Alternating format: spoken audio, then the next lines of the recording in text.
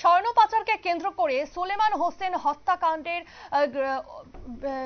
ঘটনার সঙ্গে জড়িত যারা অভিযুক্ত তাদের গ্রেফতারির দাবিতে ইতিমধ্যেই বৃহস্পতিবার সোনামুড়া মহকুমা পুলিশ আধিকারিক শশীমোহন দেববর্মার সাথে দেখা করেন এনসি নগর এলাকার একদল ক্ষুব্ধ এলাকাবাসী।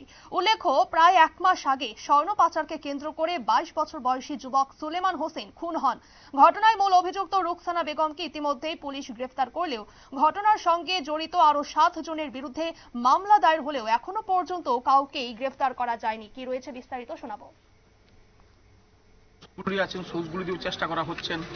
আমরা আজকে গত এক মাস হয়ে গেছেন, কিন্তু গত এক মাস পর্যন্ত আমরা তার কোনো সুরাহা পাচ্ছি না। এখন আমাদের গ্রামবাসীদের মনে হয়েছে যে জিনিসটা ধীরে ধীরে স্থিমিত হয়ে যাচ্ছেন, স্থিমিত যাতে না হয় সে কারণে আজকে আবার আমরা পুনরায় থানাতে এসেছি এবং এসডিপি সাহেবের সাথে দেখা করেছি এবং কথা বলেছি। কতজনের বিরুদ্ধে মামলা করা? আপনারা শুনলেন সংশ্লিষ্টের পক্ষ থেকে বক্তব্য। তবে প্রশাসনের পক্ষ থেকে আশ্বাস দেওয়া হয়েছে এবং সেই আশ্বাসে আপাতত এলাকাবাসীরা শান্ত থাকলেও নির্দিষ্ট সময়ের মধ্যে ব্যবস্থা না নেওয়া হলে পরবর্তী সময়ে বৃহত্তর আন্দোলনের পদক্ষেপ নেওয়া হবে বলেই তাদের কাছ থেকে জানতে পারা যাচ্ছে। নিয়ে নিচ্ছে ছোট্ট একটি বিজ্ঞাপন বিরতির সঙ্গে থাকুন।